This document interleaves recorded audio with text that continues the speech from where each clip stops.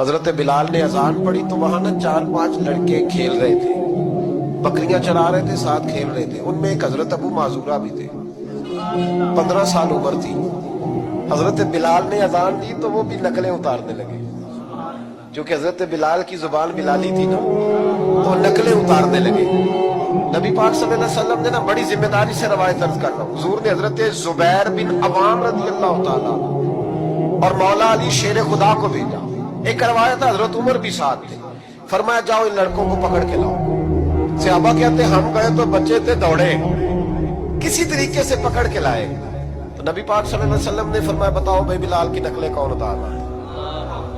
بلال کی نقلیں کون اتار رہا تھا؟ عجیب لطف بن گیا، بولو کون نقلیں اتار رہا تھا؟ عجیب ذائقہ ہے یار، عجیب منظر نہیں کہ بلال کی کوئی نقل بھی اتارے تو محبوب کہتے ہیں بلا کے لاؤ۔ اور کون نقل اتار رہا تھا میرے بلال کی؟ یہ مسلم میں بھی ہے، اصحابہ میں بھی، دیگر کتب حدیث میں، کتب سیرت۔ تو میرے محبوب کا بھی انداز نرالا نا، حضور حکیم ہے، حضور حکیم ہے۔ فرمایا تم نے اذان کے لفظ تو سنے ہیں؟ نہ کہا سنے ہیں۔ فرمایا چلو باری باری سناؤ۔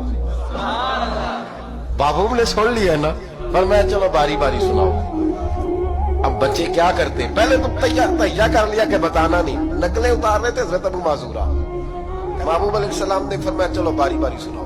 پہلے حضور نے اجتماعی طور پہ پوچھا تم نے سنی ہے اذان کا؟ سنی ہے، چلو باری باری سناؤ۔ اب چونکہ کہہ بیٹھے تھے کہ سنی ہے، اب کیا کرتے؟ سنانی تھی۔ ایک نے سنائی، حضور نے فرمایا تو جا۔